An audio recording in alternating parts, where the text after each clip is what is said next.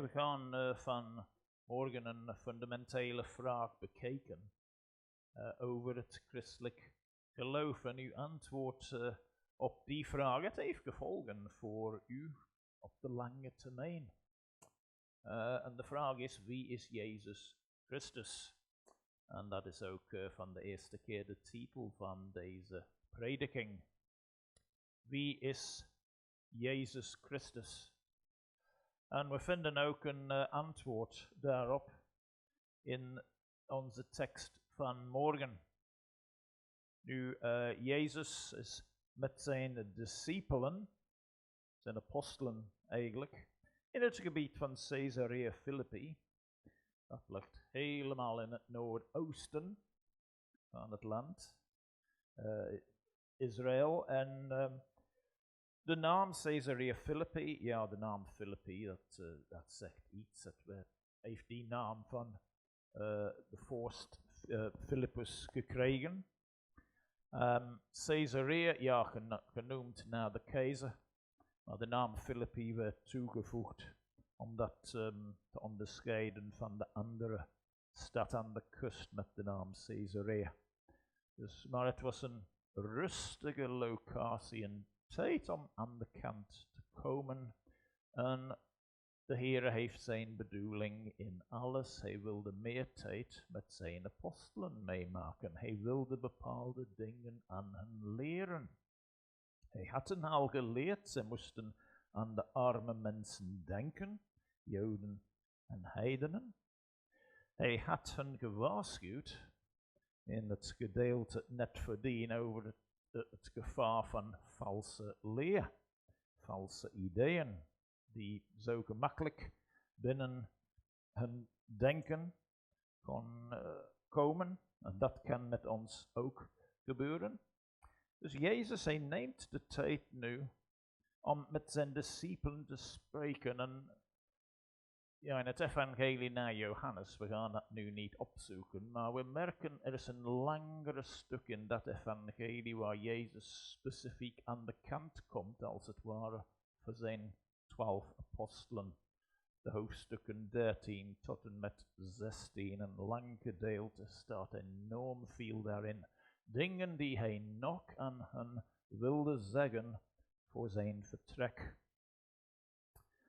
Dus Jezus, hier in het gebied van Caesarea Filippi. En mijn eerste punt van morgen is dat Jezus vraagt over de mensen in het algemeen. Hij stelt een vraag aan zijn apostelen, aan zijn discipelen.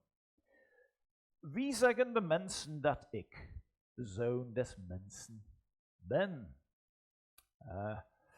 Nu, hier Jezus wil weten wat de mensen in het algemeen over hem denken. Wat is hun theologie, als je wilt? Wat hun ideeën waren. Wie is hij volgens hun? Nu, er zijn zeker 2 redenen voor deze vraag. Hij wil evalueren of de mensen in het algemeen een bedreiging kunnen vormen voor zijn bediening. Misschien zou ik eigenlijk nog een stap hier terug moeten gaan. Waarom stelt Jezus vragen als hij al het antwoord weet? We zouden ook die vraag kunnen stellen. Nu, een van de antwoorden, en er zijn misschien verschillende redenen daarvoor, maar een van de dingen is, hij wil mensen gebruiken. Hij wilde zijn apostelen gebruiken in dit geval. Hij wil ons allen gebruiken. En Jezus stelt soms vragen, hij weet wat het antwoord is. Hij weet alles. Maar de apostelen, zij moesten de antwoorden geven daar. Wat zeggen mensen over mij? Jullie moeten het weten. Een tweede reden voor die vraag is, hij wilde zien of zijn apostelen op de hoogte waren van de gedachten van de mensen in het algemeen. Wat denken mensen over Jezus? Nu, dat is ook een actuele vraag voor ons. Wij proberen het evangelie door te brengen en te verspreiden in onze tijd. Het is goed voor ons om een idee te hebben.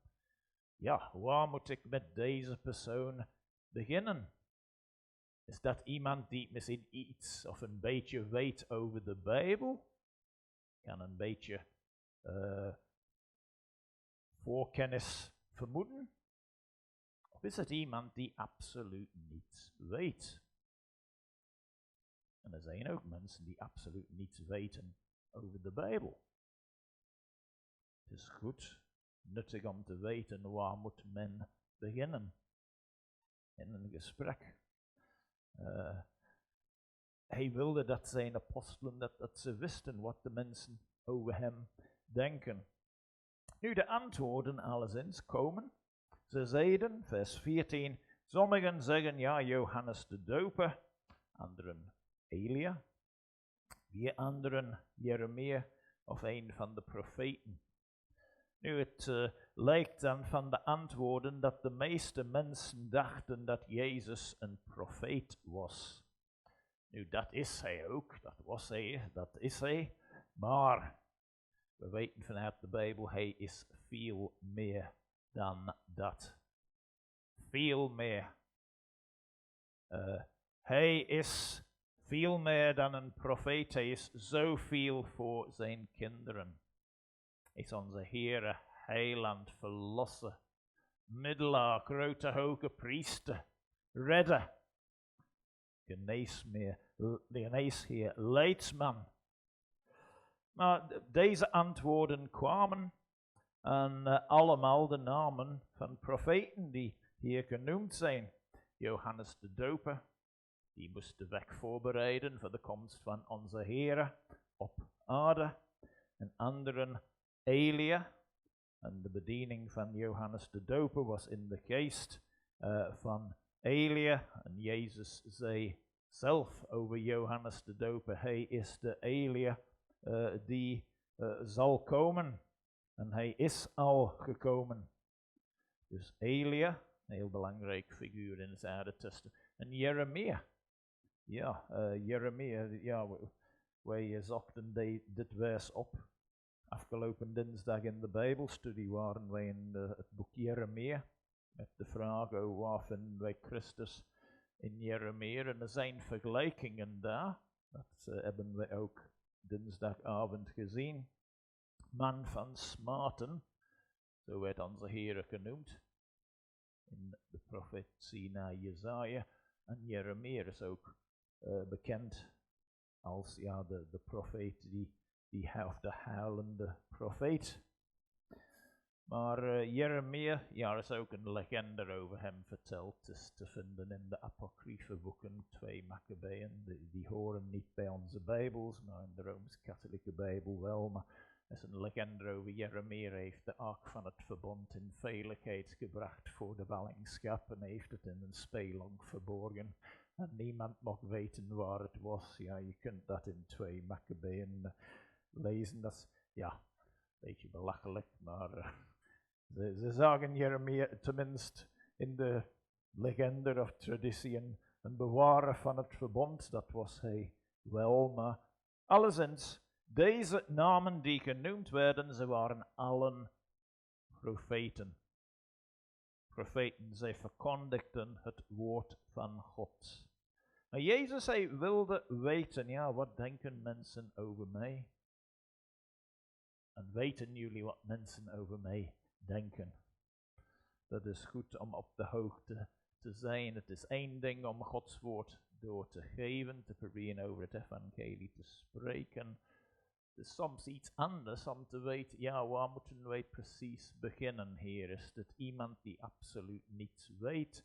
Is het iemand die ooit misschien in een evangelische kerk was en heeft een beetje kennis van vroeger en dat is een beetje stilgevallen? Is het iemand die absoluut vijandig is? Of is het iemand die gewoon onverschillig is? Ja, dat zijn vaak de moeilijkste gevallen van al. Mensen die absoluut geen interesse hebben en zijn niet van plan om interesse te tonen. Hen te motiveren, dat is een grote uitdaging. Maar Jezus, hij stelt deze vraag aan zijn apostelen met een bedoeling over de mensen in het algemeen. En dan gaat hij een stap verder. Jezus vraagt zijn apostelen over hun geloof. In de versen 15 en 16. Hij, dat wil zeggen Jezus, hij zei tegen hem, maar u. Nou, ik benadruk dat, de u, omdat het zo benadrukt is in de grondtekst. Alsof het moet echt bovenop springen. Maar u, wie zegt u dat ik ben? Het is het eerste woord in de zin, in de grondtekst. En dat is altijd een manier om iets te benadrukken. Dit is belangrijk. U. Wie zegt u dat ik ben? En de reden daarvoor, voor die, die benadrukking. Wel, natuurlijk geloof, reddende geloof, is iets heel persoonlijks. Het is voor iedereen. Iedereen moet de Heere Jezus voor zichzelf kennen.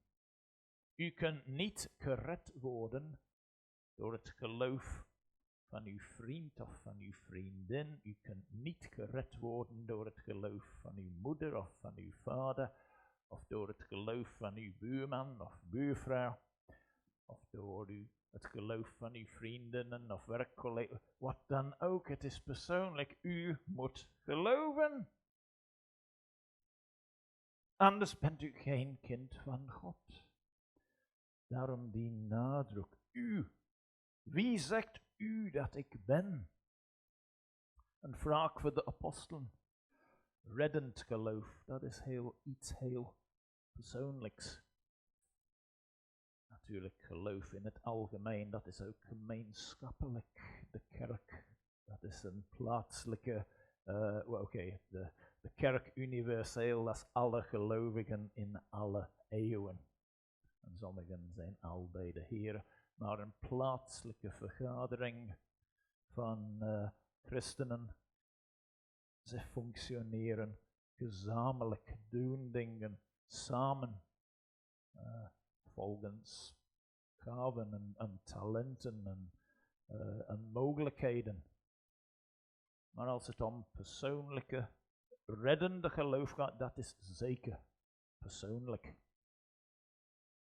Nou, we zien in vers 16, het is Simon Petrus, die naar gewoonte het initiatief neemt. En hij geeft een antwoord namens de groep, als het ware. U bent de Christus, de Zoon van de levende God. Een prachtige antwoord. Petrus zei hier in feite, hij is de beloofde Messias, de beloofde Christus, de beloofde redder, de beloofde gezalfde. Hij is de Zoon van God. Maar er wordt iets hier toegevoegd. Zoon van de levende God. De God die leven geeft. Ja. Nu, dit is de eerste keer dat de apostelen deze belijdenis zo uitgedrukt hebben. Ze hadden soms vragen gesteld naar een wonder. Wie is deze mens? Ze hebben gezegd, u bent de Zoon van God. Ook nadat ze gered worden in een storm. Maar zo een volledige belijdenis. De Christus, de Zoon van de levende God. Ook heel nadrukkelijk. Dat is de eerste keer dat we zoiets lezen in de evangeliën. Dat het zo uitgedrukt. Nu Jezus, hij stelt die vraag door zijn Heilige Geest, door zijn woord, door omstandigheden aan ieder van ons. Wat zegt u? Wie zegt u dat ik ben? Wat is uw antwoord daarop? Denk goed daarover na. Dat is een van de belangrijkste vragen die u ooit kunt beantwoorden. Hij is de Christus, de Zoon van de levende God. Hij is het die het leven geeft. Jezus, hij vraagt dan aan zijn apostelen. Derde punt, Jezus reageert op het antwoord van Petrus. De versen 17 tot en met 20. We kunnen stellen, Jezus was blij met het antwoord van Petrus. We lezen in vers 17, en Jezus antwoordde en zei tegen hem, zalig bent u, Simon Barjona. Simon, zoon van Jona, wil dat zeggen. Het was waar wat Petrus gezegd heeft, het was prachtig. En ook iets wat aan hem van boven geopenbaard werd. Jezus vertelt dat zelf. Jezus gaat verder, want vlees en bloed, mensen, met andere woorden, gewone mensen, vlees en bloed, hebben u dat niet geopenbaard, die wel aan mijn Vader die in de hemelen is. Dat is van boven tot hem geopenbaard. En zo werkt de Heilige Geest en ook God de Vader en de Zoon samen in die zin om dingen te openbaren. Als u een christen bent, u kent de Heere Jezus als uw persoonlijke Heere en Heiland, kan u waarschijnlijk aan een dag denken, een tijd denken, waarop u geen interesse had en geen kennis. Het raakte u niet aan, u vond het misschien zelfs saai. Maar ergens, plots of geleidelijk door omstandigheden, is er verandering in uw leven gekomen. Interesse is opgewekt. Ik heb het ook soms verteld als ik 13, 14 jaar oud was en iemand zei gezegd, jij gaat predikant worden. Ik denk, ik was bijna gestorven van het lachen, denk ik. Ja. Ik had absoluut geen interesse in mijn vroege tienerjaren. Ja, voor het geloof ook ging ik naar de kerk. Nou ja, leeftijd 16 heeft de Heer mij aangeraakt. En dat is het begin van een relatie met de Heer die 47 jaren tot nu toe geduurd heeft. Maar het is de Heer die dingen duidelijk maken. We leren niet alles in één keer. En we kunnen allemaal dingen noemen, dingen vanuit de Bijbel. Ja, vroeger beseften wij dat niet. Nu wel. De Heer heeft dat aan ons duidelijk gemaakt. De Heer, hij heeft ons behandeld naar zijn wil. En zo is gebeurd hier bij Petrus. Jezus zegt tot hem, mijn hemelse Vader heeft dit aan u bekendgemaakt. Hij heeft dit geopenbaard. Nu, Jezus gaat dan verder in vers 18. En vers 18, dat heeft heel wat discussies, soms echt verhitte discussies opgewekt in de geschiedenis. We lezen, ik zeg u ook dat u Petrus bent. En op deze Petrus zal ik mijn gemeente bouwen. En de poorten van de hel zullen haar niet overweldigen. Nu, ik zei, er zijn allerlei discussies over deze tekst geweest, over de juiste interpretatie daarvan. We weten waarschijnlijk de meeste van ons, het is een lievelingstekst van de Rooms-Katholieke Kerk. En ze gebruiken dat om te beweren dat Petrus de eerste paus was. Het feit dat de eerste paus zo gezegd getrouwd was, dat is blijkbaar geen probleem voor hem, maar dat is zeker niet de betekenis van deze tekst. Nu, ik moet zeggen, gewoon uit eerlijkheid, er zijn verschillende meningen over deze teksten. Ook geldige meningen tussen evangelische christenen. Had Jezus het over Petrus zelf hier, of bedoelde hij zijn belijdenis? Nu, natuurlijk diegenen die zeggen, ja, hij had het wel over Petrus als een leidende figuur, maar niet Petrus in zijn zondige natuur, maar Petrus in genade. En Petrus in samenwerking met de andere apostelen. Dus op die wijze denken sommigen dat het gaat wel om Petrus. Nu, ik heb persoonlijk de voorkeur aan een andere uitleg. Het ging om zijn belijdenis.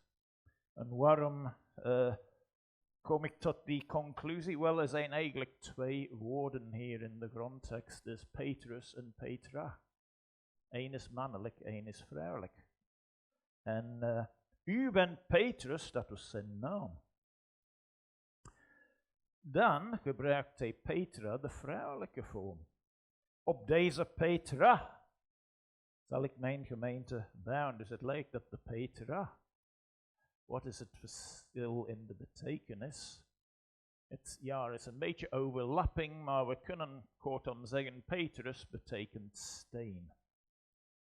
Dat is de basisbetekenis van zijn naam, Petros in het Grieks. Petra is rots.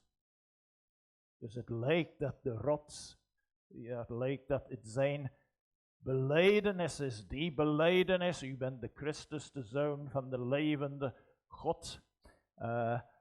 De vrouwelijke vorm dat de rots. En de poorten van de hel, letterlijk dodenrijk, zullen haar niet overweldigen. Dat is een prachtige belofte van de Heer, dat de machten van de duisternis, zeg maar met andere woorden, zullen die gemeente nooit kunnen overweldigen, zeker nooit vernietigen. Nu, dat wil niet zeggen dat een plaatselijke gemeente nooit in gevaar komt om in de wegen van de boze te wandelen en soms te moeten sluiten door omstandigheden. Dat is ook gebeurd bij gemeentes hier in deze omgeving, in Oost-Duinkerke en in Veurne in de laatste 20, 30 jaren. Maar Jezus heeft het over de kerk, zijn lichaam, alle gelovigen, het lichaam van Christus. Die zal nooit vernietigd worden door de boze. Dat is een prachtige belofte van onze Heer. Nou, Jezus zegt dan nog iets. Vers 19. Ik zal u de sleutels van het koninkrijk der hemelen geven. Wat u bindt op de aarde, zal in de hemelen gebonden zijn. En wat u ontbindt op de aarde, zal in de hemelen ontbonden zijn. Nu, Jezus maakt hier een verwijzing tot de bediening die niet enkel Petrus, maar ook de andere apostelen kregen. Bediening van de verkondiging van het woord en ook het onderhouden van orde en discipline binnen de gemeente. Daarover heeft hij het. Het is niet zo dat zij vanuit hunzelf speciaal gezag hadden om te zeggen, ja, dit is juist en dat niet. Het moesten op het fundament van Christus blijven, het fundament van het woord van God. Zij waren en moesten blijven onder het gezag van Christus. En we zien in het boek Handelingen hoe Petrus en de andere apostelen die bedieningen dan uitgeoefend hebben. We zien dat het evangelie zich verspreidt onder de Joden, onder de heidenen. En ook hoe zij de orde moesten houden en verschillende problematische situaties oplossen. Denk aan de verdeling van voedsel in Handelingen 6. De apostelen moesten dat oplossen. De Grieks sprekende weduwen kregen niet genoeg voedsel, blijkbaar in de dagelijkse verdeling. Of denk aan het probleem Ananias en Sapphira. En ja, ze zijn voor de Heer doodgevallen. Wat ze deden was heel erg. Of denk aan het ordenen van een soort concilie in Jeruzalem in verband met de kwestie van de besnijdenis en moesten heidense gelovigen besnijden. Al deze zaken vroegen aandacht van de apostelen. En de Heer heeft hen gebruikt ook om orde te brengen in de gemeente. Nu, Jezus, hij eindigt hier met een verbod voor zijn discipelen. Toen verbood hij zijn discipelen dat ze tegen iemand zouden zeggen dat hij Jezus de Christus was. Hij heeft het nu aan hen geopenbaard. Het probleem was, als anderen diezelfde overtuiging zouden hebben binnen de context van de cultuur in die tijd, zouden ze Jezus willen gewoon nemen, koning maken, als een soort bevrijder van de bezettende macht van de Romeinen. Dat zou een bedreiging geweest zijn voor zijn bediening. Dat zal zeker een van de redenen zijn voor dit verbod. Nu, door onze bril, door onze ogen, lijkt dat een vreemde stelling. Dat was gewoon de situatie toen. De Joden verwachten een grote, machtige Messias die hen zou bevrijden van de vijanden en zeker bevrijden van bezettende machten. Nu in antwoord op deze tekst, ja, iedereen kan de vraag voor zichzelf stellen. Ja, wat is uw eigen belijdenis? Wat is uw eigen reactie op de vraag van de Heere Jezus? Er is zoveel we kunnen zeggen over de Heere Jezus Christus. Er zijn meer dan, denk 3.000-4.000 boeken over hem geschreven sinds hij hier op aarde was. Ik zeg zonder twijfel, hij is de grootste figuur in de geschiedenis. En hij wekt interesse op. Er zijn dingen die vreemd lijken. Ik heb een paar opgeschreven. Hij had geen dienstknechten, maar ze noemden hem meester. Ja. Geen dienstknechten, toch werd hij meester of rabbi genoemd. Hij had geen diploma, maar ze noemden hem leraar of rabbi. Ja. Hij had geen geneesmiddelen, maar ze noemden hem geneesheer. Hij had geen leger, maar koningen vreesden hem. Hij won geen enkel militaire slagen, maar hij heeft de wereld veroverd. Hij pleegde geen misdaad, maar hij werd gekruisigd. Hij werd in een graf begraven, maar hij leeft steeds vandaag. Nu, dat zijn gewoon een aantal opmerkingen. En de vraag springt vanuit al die opmerkingen, is het niet de moeite waard om meer over deze figuur te leren, te weten? Miljoenen mensen over deze aarde volgen hem vandaag. Zij noemen hem Heere en Heiland en ze willen hem dienen. Kijk naar zijn leven, menselijk gezien, het lijkt zo onbelangrijk. Hij leefde niet speciaal lang. Hij is zelden in het buitenland geweest. Nooit een boek geschreven, nooit, wel ja, de Heilige Geest wel, maar ik begrijp wat ik hier wil zeggen. Het lijkt alsof deze figuur, hij moest begraven zijn, hij moest sterven en dan vergeten worden. Maar vandaag miljoenen vanuit elke continent volgen vandaag. Wat is de reden daarvoor? Dat is de kracht. Hij is de Zoon van God. De Christus, de Zoon van God. De levengever. Bent u niet een klein beetje nieuwsgierig? Een klein beetje.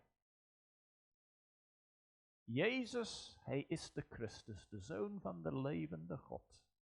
Dat is de boodschap van de prediking van morgen. Hè? Jezus is de Christus, de Zoon van de levende God. Van de God die leven geeft. En hij wil leven aan u aanbieden, ook vanmorgen. En hij zegt nog steeds, kom tot mij. Beleid uw zonden. Vraag om vergeving. Vraag mij om in uw hart te komen. U kunt dat nu doen. Maar de meeste van ons hier, geloof ik vast en zeker. We hebben een relatie met hem. We kennen hem als verlosser. We kennen hem als ons bevrijder.